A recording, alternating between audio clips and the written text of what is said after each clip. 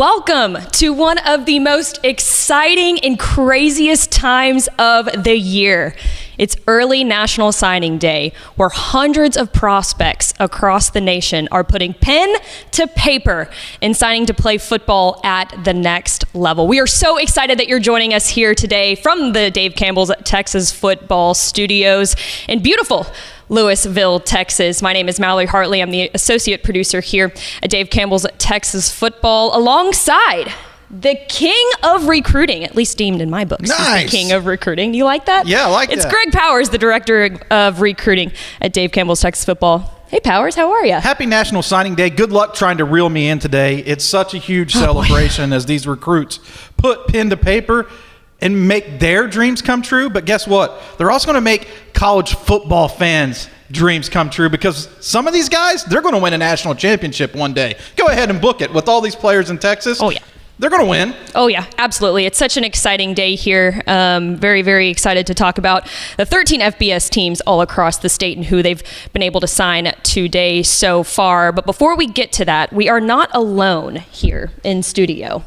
We are actually joined by Carter Yates and Greg Tepper in the BTZ, otherwise known as the Ball Talking Zone. The Ball Talking Zone. The Ball Talking Zone. Here to break down film about the best prospects. They don't know that it moved to FBS iPads level. now.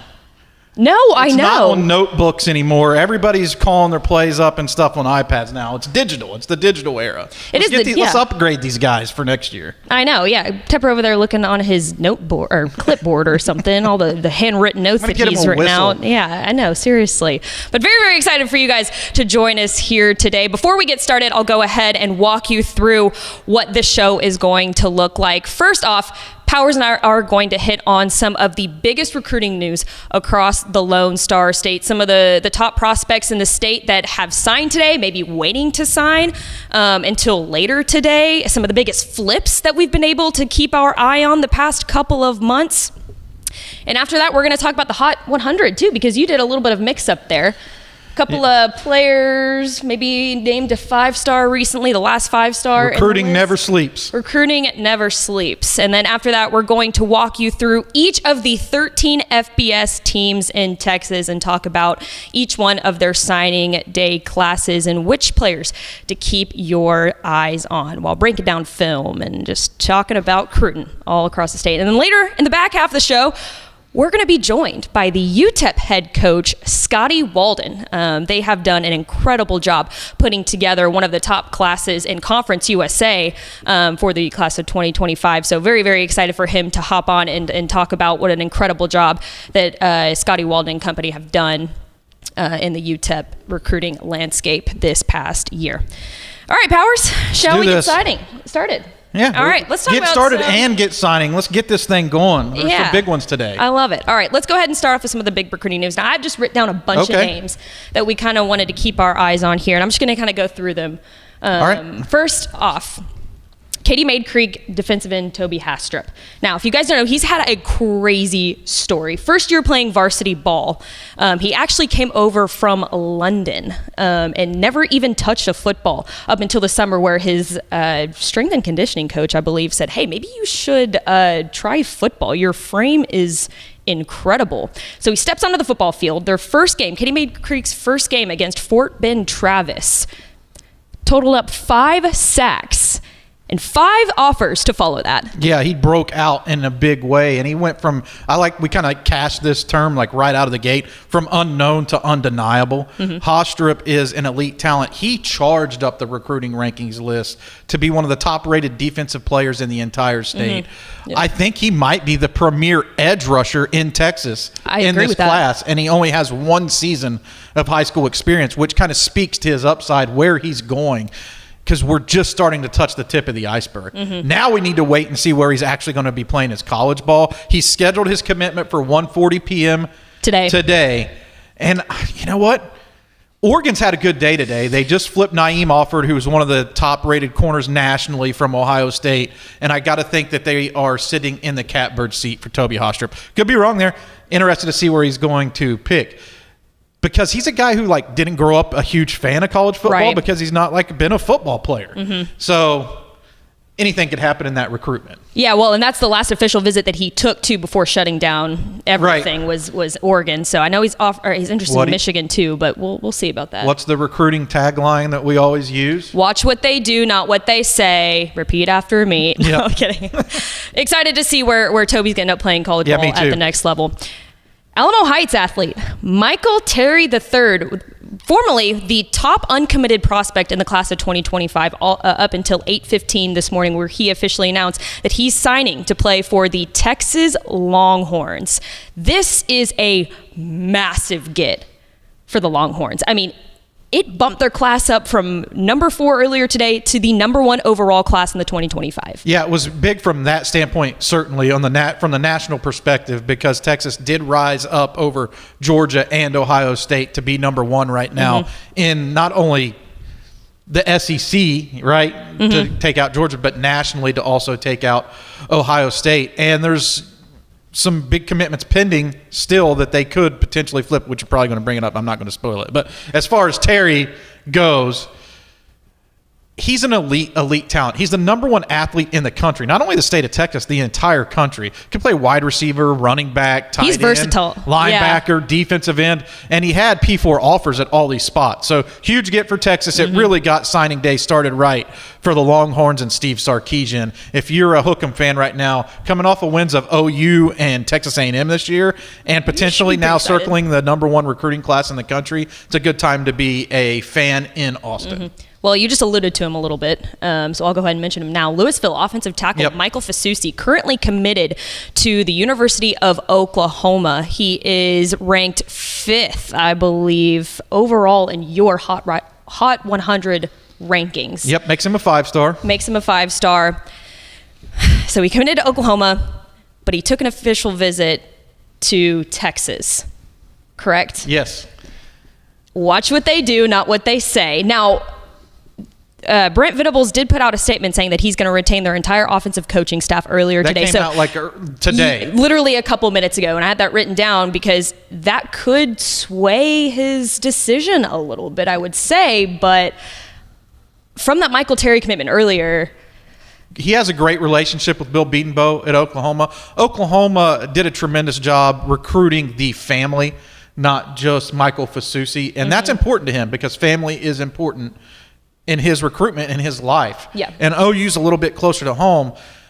Whenever this was all popping up, I said, if he steps foot on campus in Austin, you did say that. It's over, right? Yeah. But he also doubled down. He visited College Station too. So he set that aside today at 2 o'clock at Louisville High School. I'm tuning in for that. Me too. Because all the whisperers are saying that he's going to stick with OU. But I have to see what happens. Yeah, that'll be one that we definitely keep our eye on. Let's talk about Mesquite Horn offensive tackle Lamont Rogers. Now, we even talked about him on Heart and Hustle before when he was flirting with Texas A&M. He recently decommitted from Missouri and flipped to Texas A&M. Very impressive. Yeah, big get for Texas A&M as they had a spot left in their class for an offensive tackle. Lamont Rogers was the guy that they identified early on should be that target, right? And he has true left tackle potential in the NFL and a high ceiling for development. Talking with Courtney Allen at Mesquite Horn, he raves about this guy's work ethic and his improvement every day. Like, he shows up to go to work. He's like a truly highly valued member of that team from a teammate perspective, but he's hungry. And he has a basketball background, and you can kind of see that, like that powered forward nimbleness on the football gridiron as well. Definitely. A lot of other players that have made their decisions today that have maybe committed somewhere, flipped somewhere else, a bunch all over the place, but we got to keep it moving here. But one more thing I wanted to mention before we start diving into the 13 FBS programs. You recently named your 5th star in the Hot 100 Rising rankings, and that is Duncanville quarterback Keelan Russell, who signed with Alabama today. Actually signed on FaceTime with Ryan Williams, their freshman star wide receiver there at Alabama. That's fun.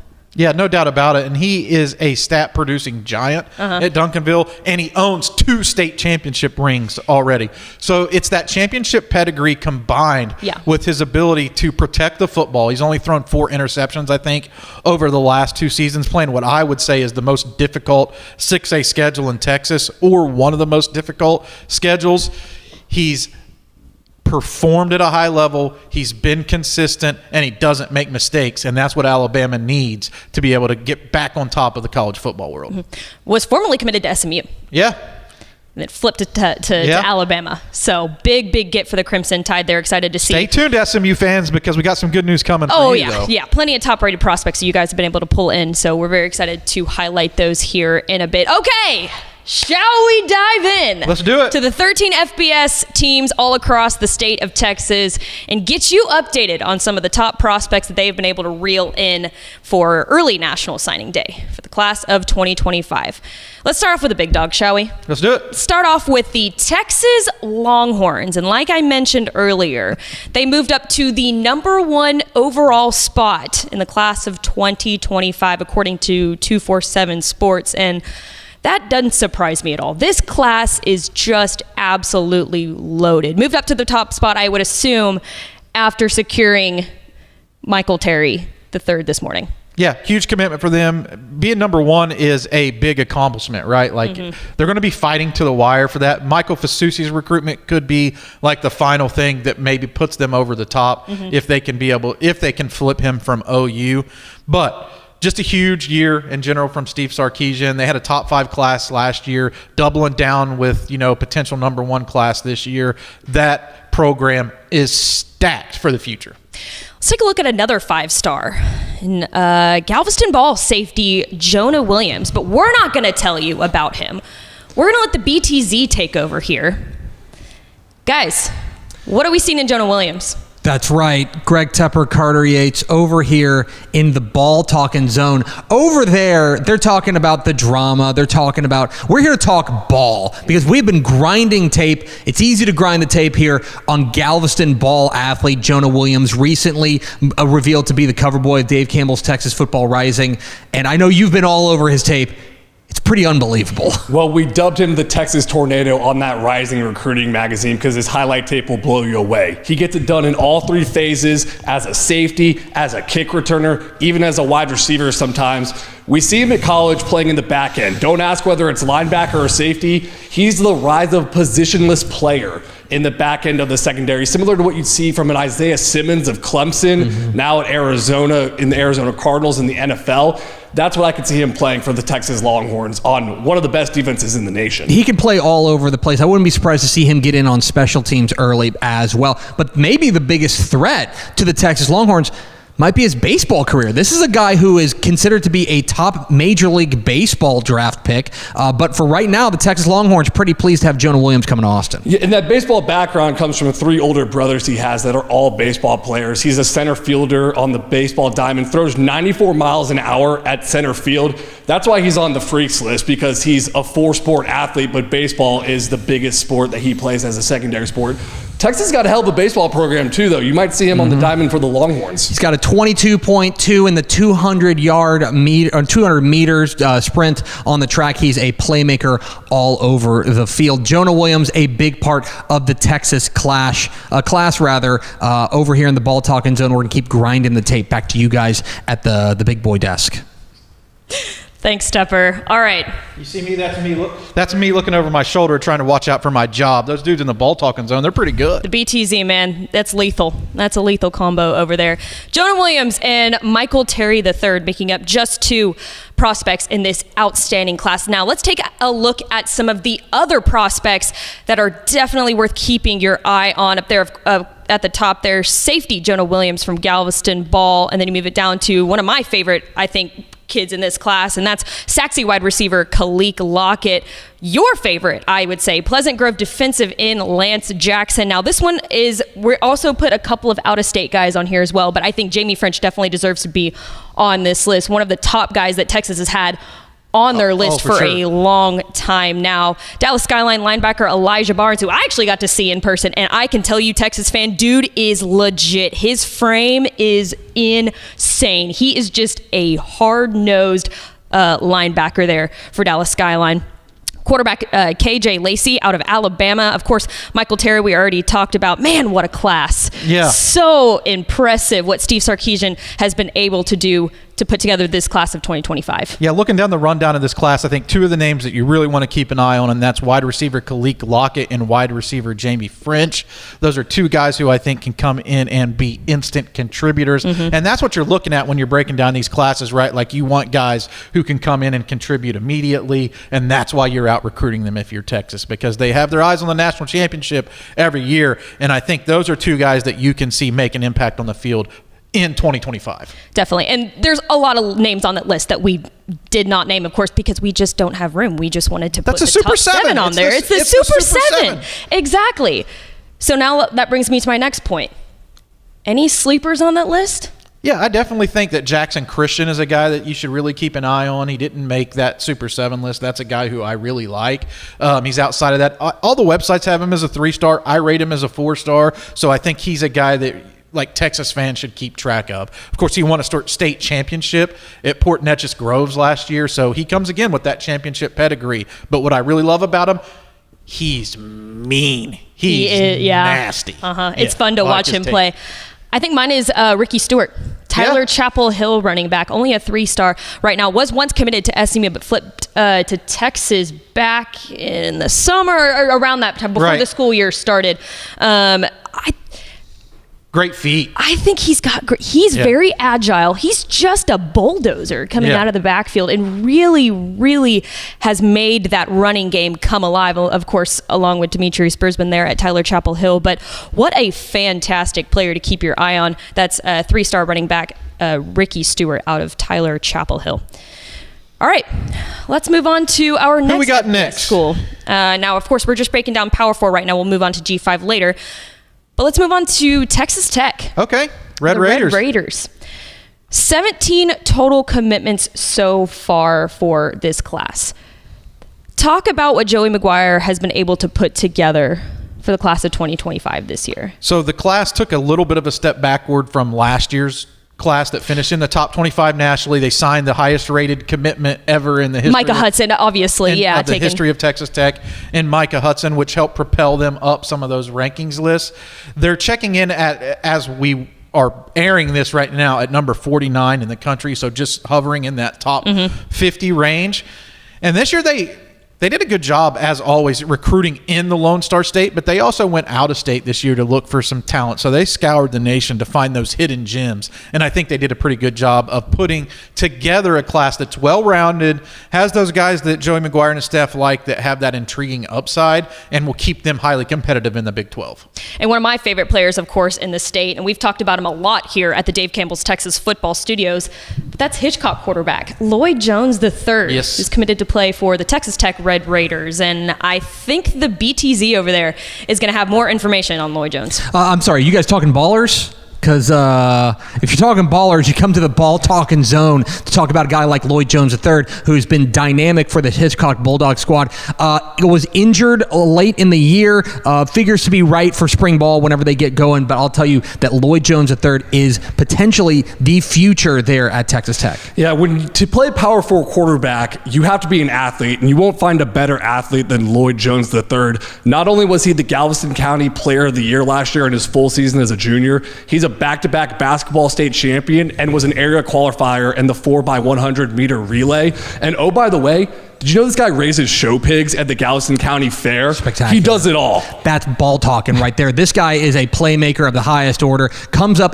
What I love is his ability to throw the ball on the move, off platform, maybe move the pocket around and keep his eyes downfield. Of course, it helps to play with guys like Kellishawn Johnson out there. This is the loaded Hitchcock team, but he's the trigger man here. And you mentioned the basketball background. He's not just playing for this Hitchcock team. As a sophomore, leading them to a state championship, he went for 14 points and 22 boards in the 3A state championship game. He can play with the best of them, and that athleticism is really what sets him apart. And you see it on this tape right here. Sometimes he's got time to bake a cake in the pocket. He won't have that time at Texas Tech, but the way he's layering the ball over defenders, throwing into tight windows, that's next level arm that Lloyd Jones has been showing for 4 years now at Hitchcock. That's right. It's layer cake around here with a Hitchcock quarterback, Lloyd Jones III, now headed to Texas Tech, and a big part of this Red Raiders class, guys. Thanks, Tep. Man, I think I had to say Lloyd Jones is probably one of my favorite players in the entire state, probably because we've just been watching him for so long, and to see him go on to play for, staying in state and going on to play for such an incredible program like Texas Tech is really exciting there. But lots of other prospects to take a look at for the 2025 class for the Texas Tech Red Raiders. Of course, Lloyd Jones there right at the top. And then it's Bryson Jones, the wide receiver out of Frisco Lone Star. I actually got to see him last week in their playoff game against Midlothian. Stephenville wide receiver Tristan Gentry. And then you've got a couple of out-of-state guys here that you're taking a look at. Elias Gillen out of South Dakota and Deontay Lindsay out of Oklahoma.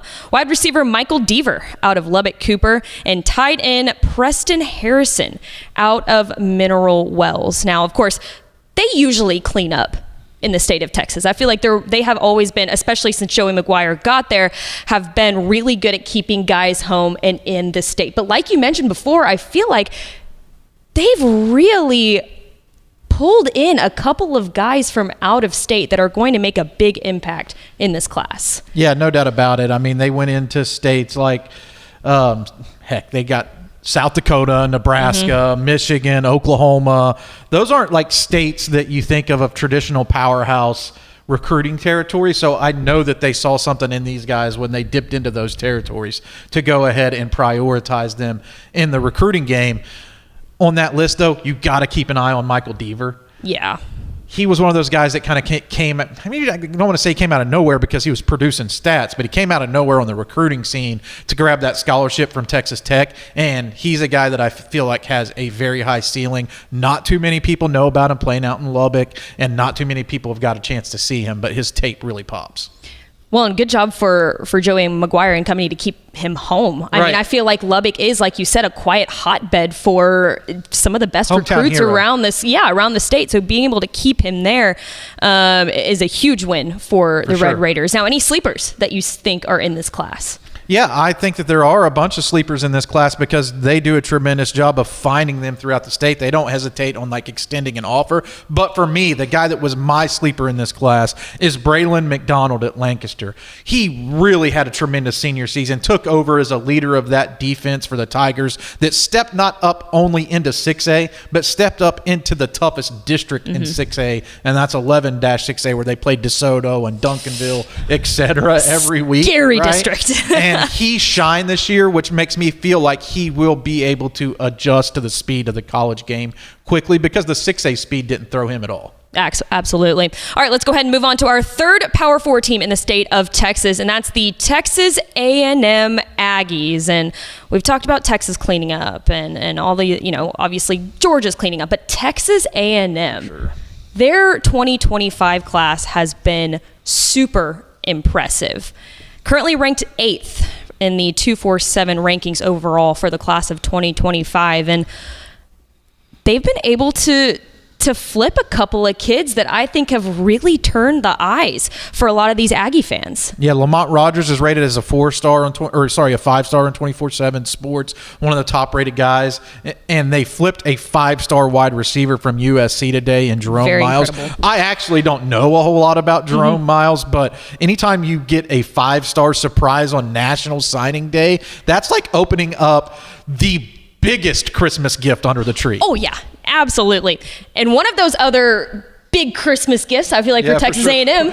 You need a big box for this. You're going to need a big box, and that's Belleville defensive lineman DJ Sanders. We've talked about him for quite a while now. He's been committed to the Aggies for quite a while now, but we won't take it away here. BTZ, what does DJ Sanders bring to the table? Back here in the ball talking zone, appreciate you guys trusting us with such a heavy responsibility of talking about DJ Sanders. One of the most freakish players in this class. Well, do you remember last year at the state championship when we watched them play Gilmer, and I was having nightmares from 3 stories up, and you saw what we didn't know was that DJ Sanders and D.D. Murray, the running back for Belleville, were actually brothers, because DJ Sanders is 6'3", 290, D.D. Murray is like 5'10", 200, both fantastic players. D.D. Murray going to Arkansas State. That's not the first time that Belleville faithful has had to be convinced about something with DJ Sanders. When I did did a story on DJ, his mother used to tell me she had to bring his birth certificate to the Pee Wee football games because he was so big, and he plays like it on Friday nights. Guys who are that big should not be that nimble, right? They should not be able to run like DJ Sanders does, but he can get lateral and he can get up the field in a hurry. He is a nightmare matchup in the front, and it just continues the trend for Texas A&M. It started under Mike Elko, the defensive coordinator. Now Mike Elko as the head coach of recruiting really well in the defensive front. And you see that because Mike Elko's 2025 class, 10 of the 25 guys signed are along the trenches. You saw in the latest Texas A&M rivalry that A&M kind of got bullied up front because it's the first year in the Mike Elko era. You give these guys time to develop, and it's going to be a different story for them. I also think that DJ Sanders is the perfect personality for A&M.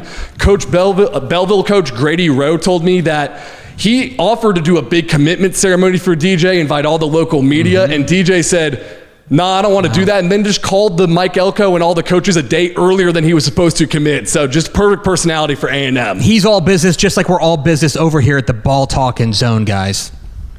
And we are not all business over here. No, we're just hamming it up. We're just yapping. We're yapping about Talking ball. Talking ball. Talking Cruton. But DJ Sanders, an impressive get for the Texas A&M Aggies. Now let's take a look at some of the other top prospects that the Aggies have been able to sign today. And at the very top there, my favorite player in the state of Texas, Keati Armstrong, tight end out of Jasper. He's massive. Massive beast. He's got incredible hands, very fast, such a fun dude to watch. Then we've got a couple of out-of-staters here. They've been able to clean up outside the state of Texas, and that's safety Rashad Johnson, South Sumter, Florida. Adonis Curie out of Quartz Hill, California. He's a corner. Another corner there out of state. Jamal Beal Goins, Desert Edge, Arizona. And the last one out of state, like you mentioned, Jerome Miles, the wide receiver of Corner Canyon, Utah. And Kelshawn Johnson, wide receiver out of Hitchcock, one of Lloyd Jones's, aforementioned Lloyd Jones's favorite targets there. What an impressive class for the Texas A&M Aggies, not only inside the state, but outside the state as well. Yeah, I'm going to focus specifically on what they did in the state of Texas, because Texas A&M is a national program. They're going to recruit nationally every year, and they're going to find studs out of state, and that's cool. I'm cool with that. But what they did in state this year has to be mentioned, and it has to be like we have to give them a pat on the back. Yeah. Right? They did a tremendous job. Keati Armstrong is an amazing player. Lamont Rogers, Tiger Ryden. He's been one of the best-known commodities in Texas high school football now for 4 seasons, right? Dejon Petaway, Kelvion Riggins. You know, the list goes on and on with not only good players that Texas A&M signed in this class, but good quality people. And I love that about this class. Yes, just football playing dudes, right? Yeah. Now, it's funny that you mentioned Tiger Ryden there, the DeSoto running back, because I kind of had him on as a sleeper. Yeah? Because he's rated as a 3-star. I feel like maybe he kind of got lost in the sauce there because they have signed so many of those 4-star standout recruits that you talk about all of the time.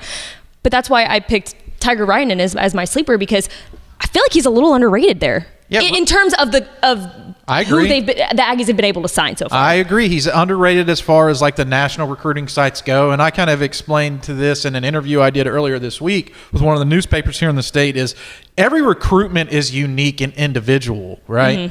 But so is every recruiting ranking is unique and individual between the sites and all that. I have Ryden as the #1 running back in the state. He's my favorite running back in the state, and he's proven, right? And I think he's having his best year as a senior. So I'm gonna say that you did a great job with your sleeper pick. Thanks, Powers. That means a lot. I like that. I appreciate that. name. Texas A&M cleaning up all across the Lone Star State and outside the state of Texas as well. Moving on to the SMU Ponies, and what a wild story SMU has been this year. I know I've admitted it a lot of times here, but I definitely picked them in the magazine to take a step back as an entire program. They said absolutely not. We're actually going to go on to be 11-1 and go play in the ACC Conference Championship game and probably win that game as well against Clemson and make it into the college football playoffs. So, and I think that their recruiting class has kind of spoken for themselves a little bit of what Rhett Lashley and company have been able to do for the SMU Ponies. Yeah, no doubt about it. This is an Mustangs. elite class. They are rated within the top 30 nationally. Whenever we started to go on the air, they were in the top 25. Mm-hmm. You talked about Keelan Russell, right? Like, you talked about him and how important that recruitment was for SMU. Well, they lost that, and they still bounced back to sign their best class and their first year in the ACC. Well, you mentioned their loss of Keelan Russell to Alabama, but they went ahead and said, hey, no, we're fine. Let's go ahead and pick up Ty Hawkins out of IMG Academy, and that name might sound familiar to you. We're claiming this for Texas, by the way. We're claiming this for Texas. We're claiming this for Texas, but he was formerly the quarterback at San Antonio Johnson. So technically, I'd claim as a Texas boy. Yeah, let's claim it. But we won't talk about him. We'll let the BTZ take it away. Yeah, over here in the ball talking zone, we talk exclusively about Lone Star State guys. Ty Hawkins qualifies. He did play his senior year at IMG Academy. And we missed him. We absolutely did. But when he was at San Antonio Johnson, we got to look at him, and this guy is a playmaker in the back. Yeah, he was the overall district MVP. He had 40 touchdowns as a junior, and then both years he was the starting quarterback. He had 900 rushing yards. He plays his best quarterback as an off-schedule creator and a dynamic dual threat. Does that sound familiar?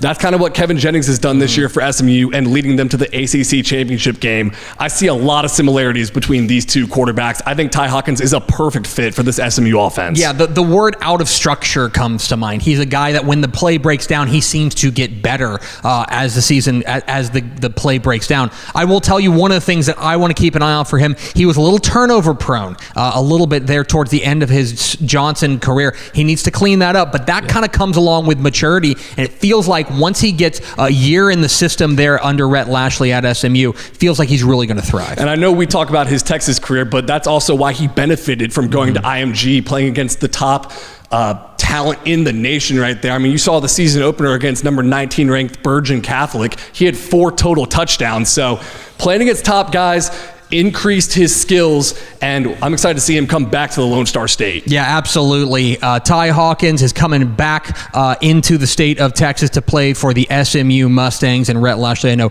is pleased to have him. We're pleased to talk about him here in the Ball Talking The Zone. Hawkins Hive is buzzing. Mm-hmm. Man, he tried to go out of state, and we said, no. You're coming back. Today's the day you come back to Texas. Correct. We want to still cover you. So, so come back to the state of Texas. The IMG thing's in the rear view. He's back to San Antonio Johnson. He's back to SMU. He's coming to Dallas. Welcome home, Ty Hawkins. Welcome home. Things are all good. Now let's take a look at the couple of other guys to keep your eyes on in the class of 2025 for SMU. I love the 2 wide receivers they've been able to pick up. To me, those are the guys that stand out. Of course, Cibolo Steele, wide receiver Jalen Cooper, and Dalen Singleton, wide receiver out of DeSoto. And one of my personal favorites, too, I've watched him back when he was at McKinney, but cornerback Zadian Gentry, now at Anna, of course, won the state championship. Anna won the state championship last year, but now he is now at Anna. Just a really fun class, and it looks like they've been able to really spread the ball around and get just a bunch of playmakers and dudes at all positions. Yeah, no doubt about it. I mean, I look at that list, and those names that you said definitely jump out. Jalen Cooper and Dalen Singleton. Those are guys who I really, really like a whole lot. My sleeper pick in this class, though, is going to be Duncanville defensive back Tyron Pauley Jr. That was mine. That is your sleeper That was my sleeper pick. We should have compared notes because you don't lead Duncanville in interceptions and tackles if you're not a truly special player. That team is loaded up with talent, but SMU, I feel like, got a steal in Pauley, and I guess you agree with me. No, I was going to say the exact same thing. Duncanville is so loaded with prospects, 5 stars and 4 stars, and he's only a 3-star according to 247. So I think that's why he's maybe fallen a little bit under the radar, but it's a huge steal for the SMU Mustangs there. It is early National Signing Day. Welcome into our early National Signing Day special here at Dave Campbell's Texas Football. And we've got you covered all day long on texasfootball.com/recruiting. Powers will also cover all of the 13 FBS programs in Texas in depth on texasfootball.com/recruiting. And if you like what you see, if you like me and Powers sitting at the desk here, you can also tune in each week to Heart and Hustle, our newest recruiting podcast, where we're talking Texas teams and Texas talents all across the Lone Star State. And that is every Thursday at 2 p.m. That's kind of one of our favorite things here. She's the heart, and I'm the hustle, just so you knew, because it's Mallory Hartley. Correct. All right, let's round up P4 here. Let's talk about the TCU Horned Frogs. This is one of my favorite classes. I feel like this class, nobody's talking about how underratedly sneaky. Both of these next two classes are like sneaky good. Yes, and I think they are so much fun. When you look, we just talked about SMU, how they have really pass the ball around a little bit when it comes to the talent that they have picked up at each one of the different positions. TCU's the same way. And one of the most talented prospects, I'd say, in the class of 2025 is Summer Creek defensive end Chad Woodfork. Absolutely. Chad Woodfork, we're going to the ball talking zone. We are going to the ball talking zone. We're talking ball? Okay. We're here. Okay. If we're talking ball, and we're talking ball at Summer Creek, talking about Chad Woodfork. They've got a ton of players over there. I love Blake Thomas, what he does at the quarterback spot. Got a couple of other big-time playmakers there. Of course, going to a state championship game last year. Still in the hunt this year. Big game with Kingwood this weekend. But the man in the middle, Chad Woodfork, is a lethal pass rusher. He's 6'4", 220, a lean, mean QB killing machine. He had double-digit sacks this year for Summer Creek. Really explodes out of his stance. He's a freak show athlete, has a 33.5-inch vertical, and I think the reason he chose TCU is because TCU defensive coordinator Andy Avalos would be his position coach, coaching those edge rushers right there. So this is a great get for TCU. This has been a Summer Creek program that's been on the rise the past couple of years. Obviously, the state championship trip last year, looking for another one this year. And a big reason why has been the steps they've made on the defensive side with Woodfork kind of at the tip of the spear. He is a guy who gets after it. He demands a double team pretty much every snap here at the high school ranks. And I'm interested to see, especially if they can get a little bit more weight on him in Fort Worth, he could be a real monster. When you talk about the weight, and because of that, if I'm a betting man, I don't think he's making an instant impact his freshman year, but look for him in 2 years down the road. He could fill out to about 245, and then it gets really scary if he keeps that athleticism. So give him a year to cook in a college weight room, and he's coming after you. Chad Woodfork is a ball-playing dude. We are ball-talking dudes here in the ball-talking zone. Let's take a look at a couple of more ball-playing dudes here for the TCU Horned Frogs. And one of the names on here that stands out to me the most, I would say, is Columbus quarterback Adam Schobel. We have been talking about this guy since he was a freshman at Columbus. And you always say when we talk about him is that he is almost guaranteed to throw for more than 2,500 yards every single year. Because he has. Yeah, until this year, and they played in some extra games this year because they're still in the playoffs. He's going to probably go for 3,500 yards this season. Which that's okay if you're a TCU fan. Correct. Absolutely. And he'll probably throw to one of my other favorite players, and that's Austin Anderson, wide receiver Ed Small, one of the strongest hands I have seen at the wide receiver core, I'd feel like, in the state of Texas. I also really like Michael Strickland, too, the cornerback out of Brownsboro, Texas.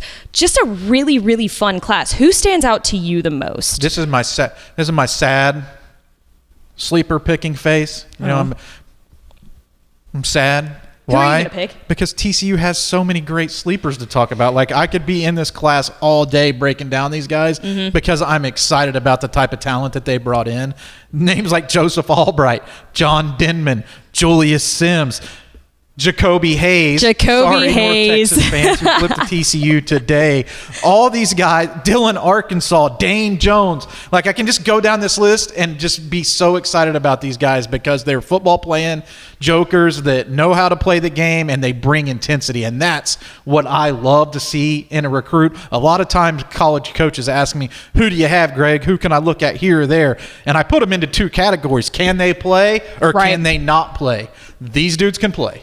Mine was Jacoby Hayes. My sleeper pick was absolutely Jacoby Hayes. Just a ball-playing dude. I feel like a little bit undersized, but when I got to see him in person, he's just explosive. TCU Horned Frogs getting a big get from Jacoby Hayes. Definitely my sleeper. Let's move on. Let's stick in the Big 12 Conference. But let's move on to the Baylor Bears. Another class that I feel like they have really cleaned up at every single position. What do you think? Love this class. Yeah. This Baylor class is not going to get the credit that it deserves, in my opinion. Because at the beginning of this cycle, all bets were off.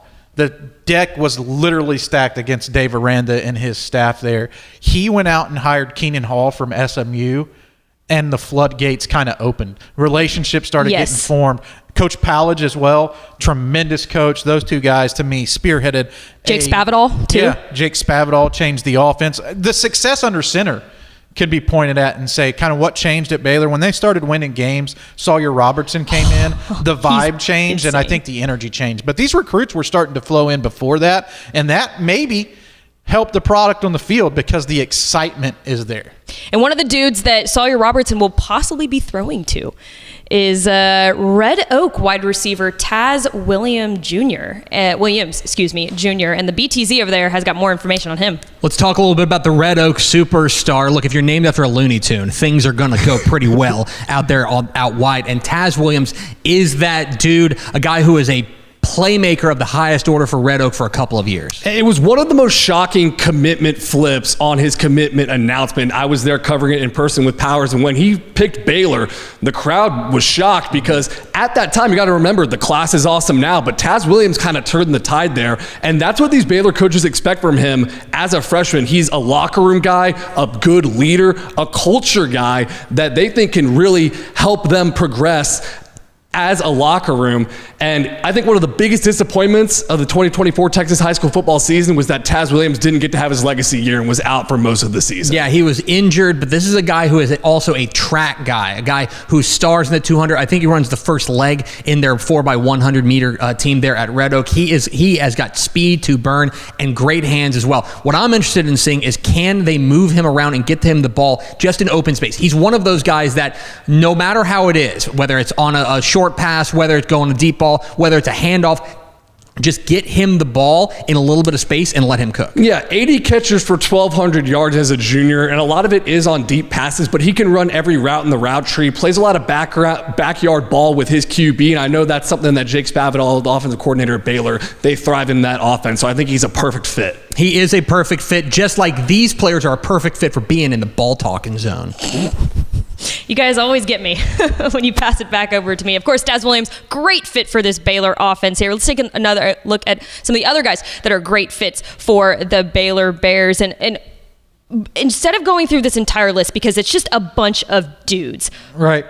Who stands out to you the most? I've got a couple in my mind, but I want to hear your thoughts on this. Kamarion Morgan from South Oak Cliff. He brings an edge rushing presence to the table that I think you have to have in the Big 12. And I think a recruit that's we're going to look back on it and say, hey, he was extremely important to this class as Edward Griffin III. We're calling him EG3 already because, he's the next Griffin to star at QB in Waco. I love that. I think I'd say mine is probably Ja'Cory Watson. I've had my eye on him for a while now, and to see what he's been able to do at Shadow Creek this year. That was an Ashley Pickle find. She went out and found Shadow Creek's Ja'Cory Watson on his first varsity game. Shout out Ashley Pickle and for finding Live, one of the top prospects in Baylor's 2025 class. Now let's round out the Power 4 programs with none other than the Houston Cougars. Powers, give me your quick thoughts on this class as a whole. Really like the class. I think it stacks up there where you want it to be in the grand scope of things within the Big 12. This is a class that I think really fits the MO of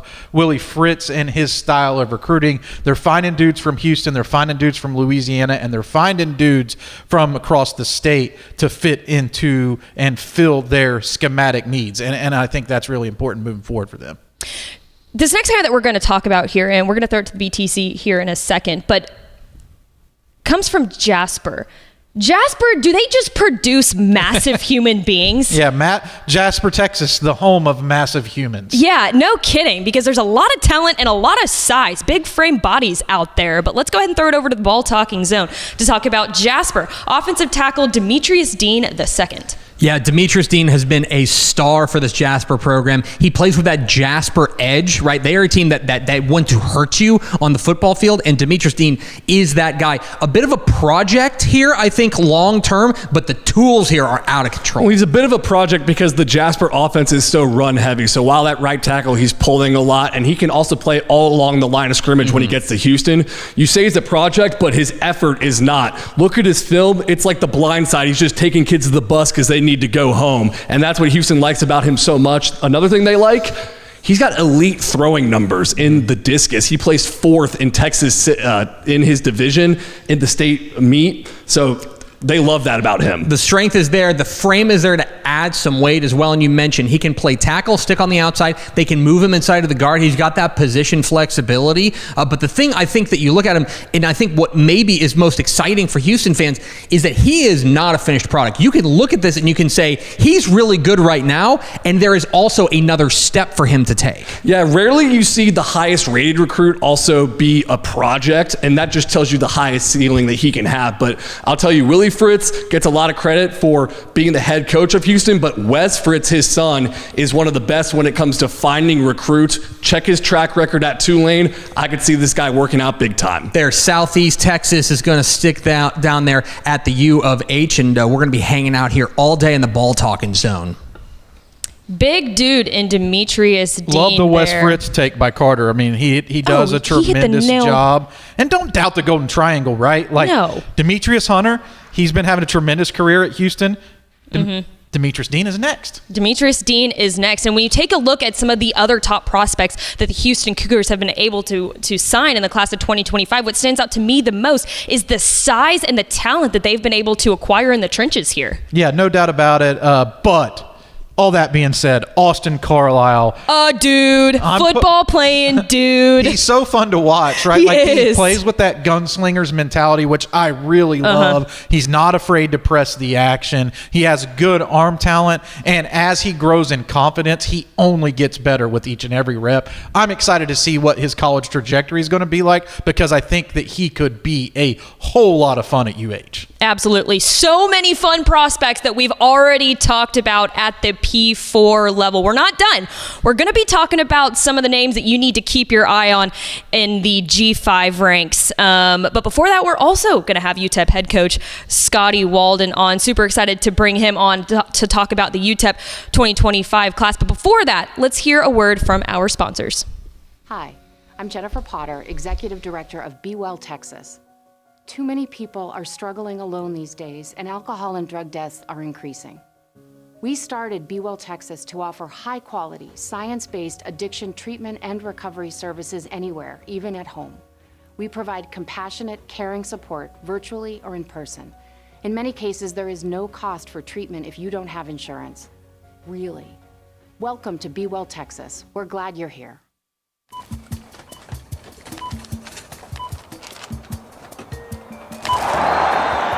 30-yard line, the 20, the 10, touchdown! Hey DFW residents, get your grocery essentials in minutes, not hours or days, with Wing Drone Delivery. Forget about last-minute trips to the store when you need things like cereal for breakfast before school, medicine for a cold, or snacks for a movie night. Wing's drones get you quick, no-contact delivery in as fast as 15 minutes. Say goodbye to last-minute grocery runs and say hello to more of your valuable time. Sign up today. Thanks again to our sponsors here at Dave Campbell's Texas Football. Now, we'll be joined by UTEP head coach Scotty Walden in just a moment. But let's go ahead and take a look at UTEP's recruiting class. Let's do it. Before we have Scotty Walden. We'll warm him up a little bit, right? We'll warm up this class and talking about it. Now, we've talked about UTEP before, especially on Heart and Hustle. We've highlighted the job that Scotty Walden and company have been able to do, especially in this class of 2025 since taking the helm over there last season. They're aggressive. They are aggressive with recruiting. And one of the things that I admire so much about their recruiting style is that they're not afraid to go after players that have P4 potential or P4 offers. Yeah, no doubt about it. And this class is just stacked up with guys who I feel like are tremendous high school football players. And we got an indication last season whenever Scotty Walden and crew kind of took that job over that they were going to prioritize recruiting Texas high school football. And that's been fun to watch for me because this class has got a bunch of really good players in it. For instance, Rylan Bradford is one of the top guys in not only the G5 ranks, but but he was a guy who could win onto the P5 level. Alan Gant is the highest rated player in this class out of Lubbock Coronado. He was at one time committed to a P4 program.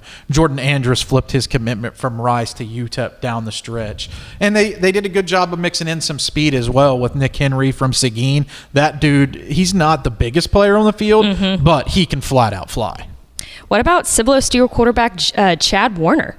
Yeah, for I mean, sure. he's had a plethora of weapons around him this year, like Royal Capel, and of course the aforementioned Jalen Cooper, committed to play there for SMU.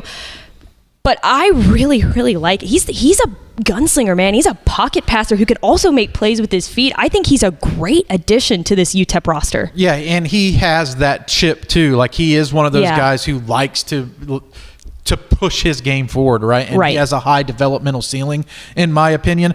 But again, like, you even break down this list and you dive into it a little bit deeper, because we did an in-depth UTEP breakdown on Heart and Hustle, and we talked about the linebacker group in this class with Vashawn Brunswick, Copeland Winfont, and some of those guys. So, I mean, it is impressive what UTEP is doing, but there are plenty of other, players out there that they're going to continue to recruit as this page turns, because there are going to be some unsigned guys. So that's one of the questions, too, of what I have is like the balance between transfer portal and high school.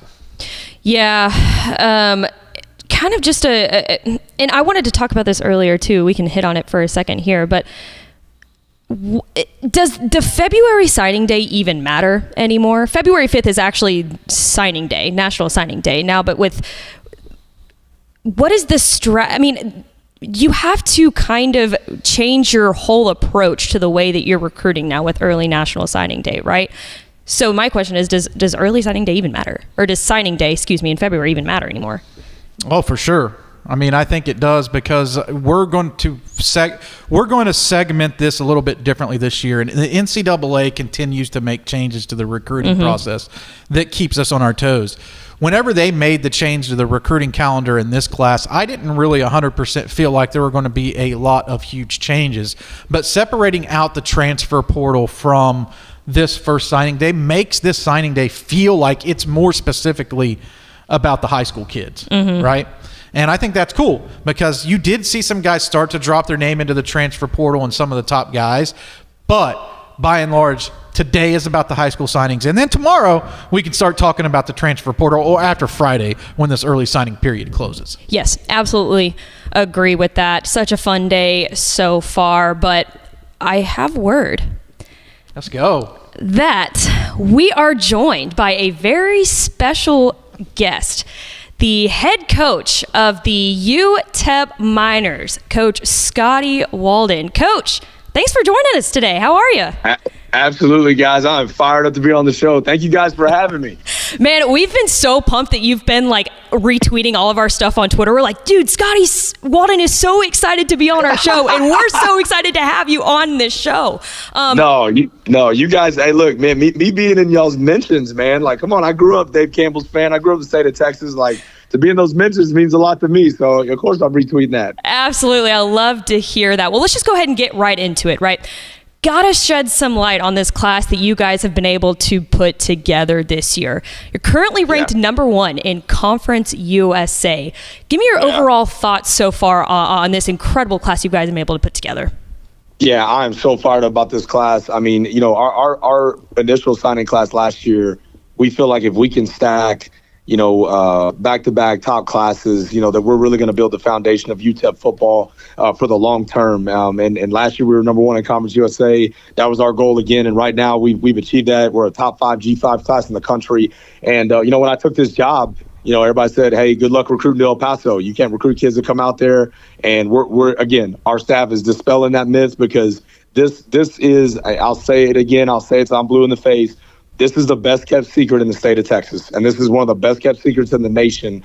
And when kids come out here and we get their families out here and they give us the opportunity to show them our culture, what we're building as a university, what we're building as a program, and they get to witness the city of El Paso, they're blown away. And then when you get here and you see the Sun Bowl, it is literally the best venue in college football. I mean that with all my heart and soul. Like, when you come to the Sun Bowl, it is one of the best places in the country. And the unique thing I think young men, especially in the state of Texas, are realizing is that UTEP, while we're a G5 program, we had the opportunity to have a Power 4 environment. We had 43,000 people at our first home game.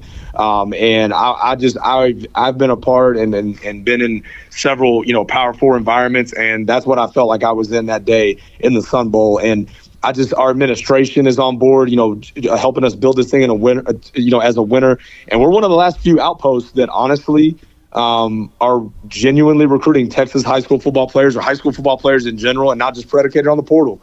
And we're going to use the portal to supplement and JUCO to supplement. But at the end of the day, we're going to build the foundation of UTEP football with Texas high school football players from winning programs.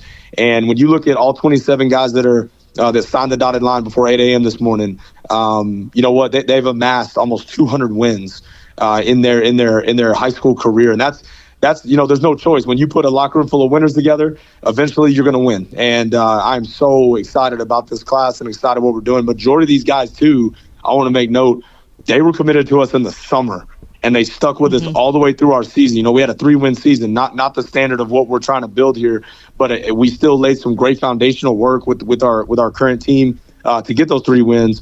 But these guys in a day and age where it's easy to decommit and not stay loyal.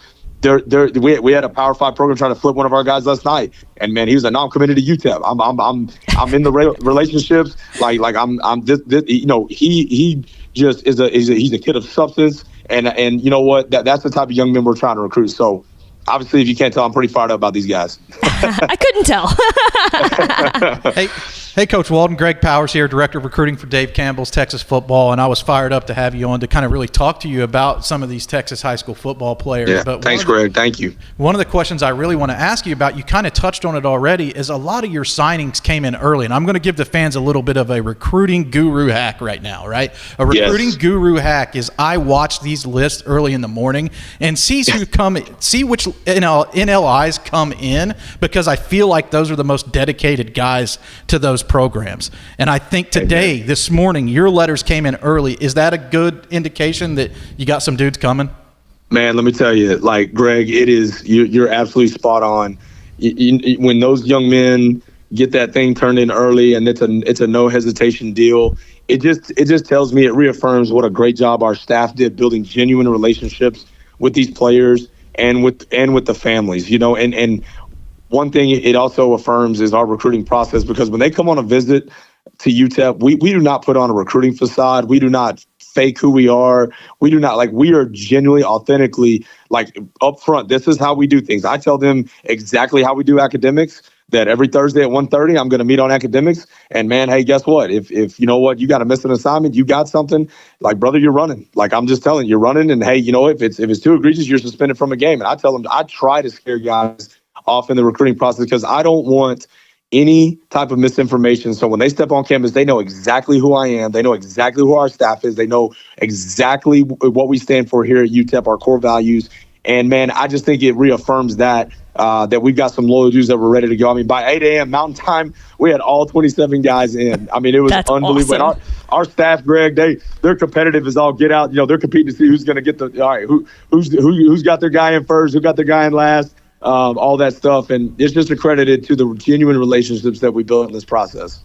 Well, taking a look at this class as a whole, I can't help but notice, but man, the pass catchers that you guys have been able to sign today, I mean, just kind of naming off the bat here, Rylan Bradford, Lorenzo Hill, Nick Henry, Jordan Anderson. Good to be able to ask about these guys, right? I know, it feels great to be able to officially talk about these guys. But most importantly, I think TJ Tillman, was that kind of the focal point for you guys heading into this signing season, or what was the area that you guys really focused on the most?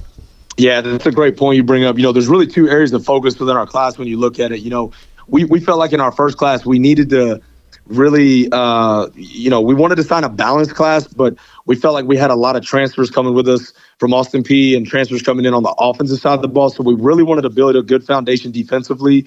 And I really believe we addressed that last year. And then this year, with those guys being older, some of those guys graduating, we needed to, build the foundation for offensive firepower. And that's where you see, guys like Nick Henry, who's a 4-3 guy all day, Zoe Hill, Rylan Bradford, who, and Torek Goins, from TVCC. Torek was a young man from Brazosport, very under-recruited, that we got on late last year and we didn't have a spot for him, and went to TVCC and we were able to get him this time around. And then CJ Simon from Tuttle High School, Oklahoma, was committed to Nebraska. We feel like these guys can really take the top off and really run and create the explosiveness that we're looking for offensively. So that was definitely a focal point. The other focal point was we knew we needed to get bigger up front. And, the average size of our offensive line that we signed, the 5 big boys we signed, the average is 6'6", 305 pounds. That's the average of the guys we signed, including, my man Tyler Roberts from Argyle, who's still playing, ready to compete for a state title. He threw the averages off. It ain't he's fair. He's 6'10". Yeah, I told Tyler, guys, I said, Tyler, guess what? I'm recruiting you not only to play O-line, but you're my personal bodyguard around campus, buddy. All right, so he's massive. So we really addressed that need up front. He is Coach Scotty Walden, the head coach for the UTEP Miners down there, or I guess I should say out there in El Paso. Coach, congratulations on signing such an incredible 2025 class. We are so excited to watch you guys bring that class to life in the future, and really appreciate you taking the time to hop on with us during such a busy and exciting day. No doubt about it. Thank you guys for the time, and we appreciate you out here in El Paso. Y'all have a great day, and y'all rolling through El Paso, let us know. We'll go get some great Mexican food, okay? Let's do it. Oh, we'll take you up on that. Let's go. We got your back. We got your back. Just ask old Matt Stepp. We took care of him when he came out. So thank you guys so much. Thanks for what you guys do. God bless and picks up. Appreciate y'all. There he goes. That's head coach of the UTEP Miners, Love the energy. Scotty Walden. Man, he's awesome. I love the videos that UTEP has when they have recruits on campus, and Coach Walden and his assistant coaches are hyped about that. And that's when we talked about having a guest. One of the things that I was really excited about having it for was that hype, right? Because it's genuine excitement. You can't fake that energy. No. You can't fake those relationships because recruiting never sleeps, right? Fans see this game on the field on Saturdays, but to get the players to play those games, it's 24/7. 365. These guys are always working. They're always grinding. So to do it with the positive attitude, I can appreciate that. Absolutely. When you can just tell by the staff that he's been able to build around him, the type of energy that they have. They are all such genuine people out there in El Paso. And we were super excited to have Coach Scotty Walden on to talk about his incredible 2025 class. Now let's keep it rolling here with G5. We got to keep it going. A couple of more programs to talk about. Let's talk about the Texas State Bobcats here. And one of the guys that we wanted to talk about has not officially signed yet, but it's looking good. Committed, not signed. Correct. Yes, he is committed to play for the Bobcats, but he has not signed, and that's San Antonio Wagner linebacker Kevon Carter. Man, watching him on tape, he is so stinking aggressive. He's just a ball hawk. 63 total tackles, 37 solo, 11 tackles for a loss, 10 QB hurries, 2 sacks, 3 pass breakups, 2 fumble recoveries on the 2024 Texas high school football season. Yeah, he is an amazing athlete as well. He competed at the UIL state track meet in the running events, not a linebacker who went just for the power events and stuff. This dude can move. And these are exactly the type of guys that you're looking for to make the defense successful, because those championship rings, they come from the defensive side of the football. It's great to score points, but to win one, you got to be able to keep the other team from scoring. And Kevon Carter is one of these guys who I feel like could have played for any P4 program in the country under the right circumstances. I think so too. Dexter McCoyle there, the DC at Texas State, gets a total steal. He also gets a steal too, I think, in edge rusher Trenton Burkhalter Jr. Did I say that right? Yeah, yes, TJ. He goes by TJ. Okay. Yeah, they call him TJ. I like it. From Klein Force. He was actually a district champion in wrestling. Late riser. We made him a 3-star 3 weeks ago. So he was one of those guys that was really on the rise. They've also got these recruits who have put pen to paper, right as we're talking or as we went on the air. And that's Cordarian Powell from Royce City, Colt Sparks from Sabine, and then Julius Spencer from Garland, Lakeview, Centennial. All those recruits are on board for Texas State. Fun class the Bobcats have been able to put together for 2025. Let's keep it rolling here and talk about the UTSA Roadrunners. Okay, I was talking to Carter about this before. They are silently kind of killing it on the recruiting trail. And 2 of the guys that we're going to talk about, one that you see there, Isaiah Butler Tanner, some of these guys, a lot of these guys have power 4 potential. that are now playing at the G5 level. Huge get for the Roadrunners there. And Isaiah Butler-Turner from Colleen Schoonmaker, he's a tight end. Power 4 player, decommitted from Oklahoma State, and is now committed to play for the Roadrunners. 6'5", 245. And I think one of his shining qualities is that he displays a ton, and you can see their athleticism with yards after the catch. He's just a big body, lethal weapon for this Roadrunners team. He's also a tremendous blocker. He's sometimes like having another offensive tackle out there, as a tight end. Sometimes he lines up at H-back, and you're like, how is this big dude able to play H-back in such a manner? And some signings are starting to come in for UTSA. When we went on the air today at noon, there wasn't really any of the signings that had been released by their social media accounts, but Corey Walls has inked his letter of intent from Saxey, and Ty Rupi from Conroe Grand Oaks has also now inked with UTSA. So in the moment, as this kind of stuff is happening, Ty Rupi signed 9 minutes ago. So the letters of intent are starting to come in. So if you're a UTSA fan, stay tuned. We're switching those recruitments from committed to signing throughout the day on texasfootball.com/recruiting and then texasfootball.com/UTSA, or your favorite team. Insert your favorite team after the slash, and you can find the recruiting list there. Absolutely. UTSA, again, silently kind of killing it on the recruiting trail there for the class of 2025. Moving right along, we'll talk about another Conference USA team in the state of Texas, and that's Sam Houston, the Bearcats in Huntsville. And we're going to be highlighting Braylon Wortham there, the safety out of College Station. Now, he's also a guy that has not signed yet, but I think that's because there's a lot of things happening with the Sam Houston program. Of course, Casey Keeler, the head coach there, has left. He took the head coaching job at Temple. Skylar Cassidy, their defensive coordinator, who was just absolutely incredible, put together such a one of the top defenses in the entire country last year, is now the DC at the University of North Texas.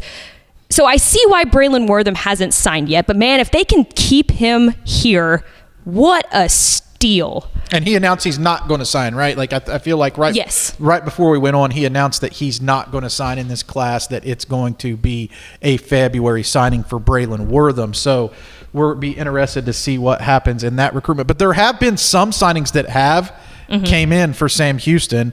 Jax Brown, the talented quarterback from Pflugerville-Weiss, he has sent his letter of intent in. Logan Cahill, a member of the Prosper Pancake House, as our friend Carter Yates, who was in the Ball Talking Zone earlier, famously coined. I love that moniker for that amazing offensive line unit at Prosper. Logan Cahill's on board as well.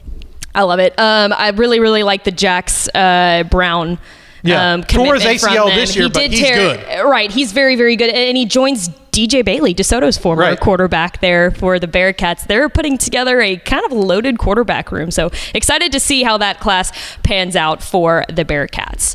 Now let's move on to the AAC, where we can talk about North Texas. And specifically, we're going to highlight the North Crowley outstanding quarterback in Chris Jemerson. Now, earlier this summer, he committed to TCU. But I think he wanted to play quarterback, so he flipped his commitment from TCU, and now he's going to be playing for the North Texas Mean Green. What a threat he is with his arms and his legs. He's thrown for over 49 touchdowns and leads area 6A in the DFW area for touchdowns thrown in a single season. Dude is incredible. Yeah, no doubt about it. He can really, really play. He can flat out throw the football. He's a better passer than he'll ever get credit for, I feel like, because he's such a tremendous athlete in the QB run game. He reads the RPOs really well and really quickly, can get the ball out. He gets it to top receivers at North Crowley, and he's going to do the same once he gets into college. But I feel like UNT has had success with QBs in his mold, and that helped paint them a picture to say, hey, Chris Jemerson, come play for us. Here's what you can be within our offense. And maybe they used Chandler Morris this season to be like, hey, we have a vision for you, and here's what it is. And here's what it is. You could become the next starting quarterback for, I think Chandler Morris actually has one more year left at UNT, but it's a good year for Christian Emerson to sit back and watch and take some notes and maybe become the next star there. Tyler Brown's letter of intent came in for UNT fans to note because he's Aubrey wide receiver. Yeah, he's one of the top commitments in this class. We're waiting on it. They lost Jacoby Hayes at the 11th hour, who flipped his commitment to TCU. So coming in just like while we're talking about North Texas is Tyler Brown. That was a big signing. Yeah, and then Brennan Reese too. I would have to highlight there too, the Longview linebacker. Yeah. He's a huge steal, I think, too, for the Mean Green there. Really kind of cleaning up on both sides of the ball, I would say. It's going to be interesting to see how this class pans out for the Mean Green. All right, let's go ahead and round out our coverage of the 13 FBS programs in the state of Texas with the Rice Owls. Let's do it.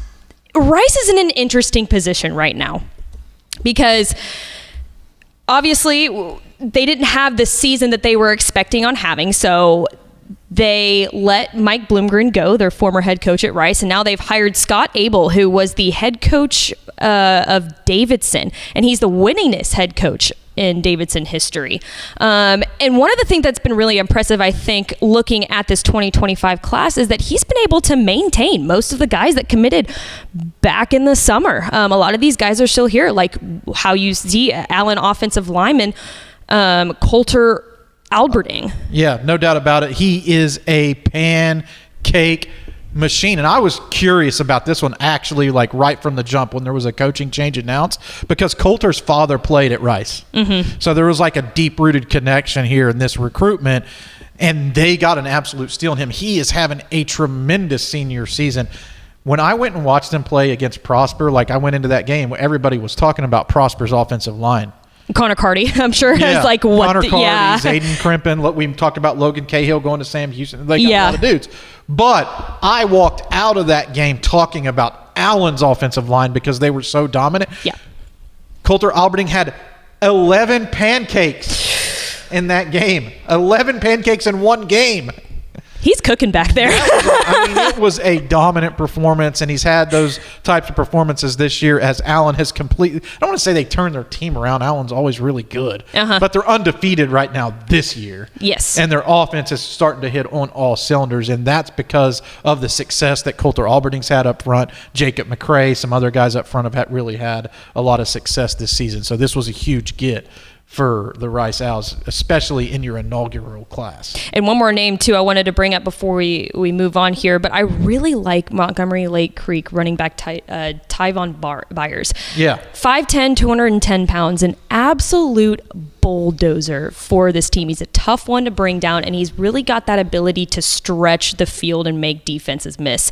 He reminds me a little bit, I don't know how much you've watched college football this year, but he reminds me a little bit about their current running back.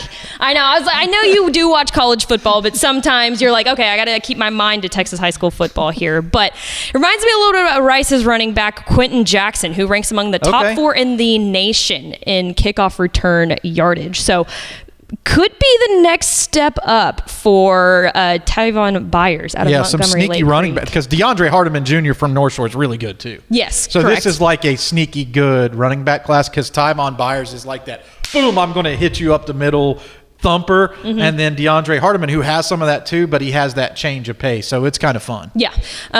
Rice putting together a really fun class to watch. We're very excited to see how the Owls pan out here under the new head coaching regime in Scott Abel. Now, before we go, I want to highlight one last thing. There's one player that we haven't talked about. He's currently unsigned, and he's going to wait until February 5th, National Signing Day, to do so. And that's Denton Ryan offensive tackle Ty Haywood. Currently committed to play for the University of Alabama, but he announced that he's going to wait until National Signing Day in February to officially put pen to paper. Powers, give me your quick thoughts on that. Yeah, it was a little bit of a surprise. It was kind of at the last second, this news about Ty Haywood coming out. I'll be interested to see what he does from this moment on. Mm-hmm. But I'll preface this. This is a 3-day signing period, Wednesday to Friday, and he has plans of making his decision in February, but he could still sign at any time between now and I think the deadline is 12 Central. Might be 11 Central. I can't remember if they do Central or Eastern times for this, but around the afternoon time of Friday, that's when it shuts off. So he still has time to sign in this class. Will somebody come in and make a huge push for him? Connor Carty is another offensive lineman who decommitted from Texas A&M. I'm interested to see what he does as well, because some of the same programs are probably going to be fighting over these guys. Michigan was a school that's been defending national champion Michigan has been a school that's been mentioned around Ty Haywood. Baylor, Arkansas. He's got his pick of the litter. Yeah, SMU, maybe some schools for Connor Carty as well. Yeah. So those are two that I'm watching. It'll be interesting to see where he ends up. Okay, Powers, I think that's going to wrap it up for early National Signing Day. You have anything else for the folks out there on early National Signing Day? We're going to be locked in. Yeah, stay tuned. Like I said, there's a couple more days going. We'll see what happens, what shakes out. TexasFootball.com/recruiting. We'll keep things updated in real time as best that we can. We have stories on all of these teams. Check out our videos. Check out the stories. TexasFootball.com/recruiting. Thanks to our producers. Here, there's a QR code right here that you can scan that'll take you directly to TexasFootball.com/recruiting, where we will have you covered all day for early National Signing Day for the class of 2025. Thank you all for tuning in to our Dave Campbell's Texas Football Early National Signing Day special. Quick reminder before we go. As you guys know, Christmas is right around the corner. And you know what would be the perfect gift to present somebody on Christmas? Do you know what that would be? I hope it's a Dave Campbell's Texas Football subscription. Dude, you get so much. It's only $49.99 an annual fee, and you get all of this good stuff. All games on Dave Campbell's Texan Live, and we've got a couple more weeks in the Texas high school football playoff, so this is the perfect time to sign up at TexasFootball.com/subscribe. And you also get the Dave Campbell's Texas Football Summer Magazine, and you also get the Rising magazine. Jonah Williams, the cover of that, which we announced just a couple days ago. But dude, you get all of this for $49.99. What a perfect Christmas gift. Help us keep our jobs. We'll come back and we'll do National Signing Day again next year. I think that's a plan. Let's do it. This time next year? Yep, right here. I like it. Again, we appreciate everyone for tuning in to our early National Signing Day special here at Dave Campbell's Texas Football. Congratulations to the class of 2025 for signing to play at the next level. For Sam Moore, Vianney Moreno, Ashley Pickle, Carter Yates, Greg Tepper, Greg Powers, I'm Mallory Hartley. Thanks so much for tuning in, and we'll see you next time.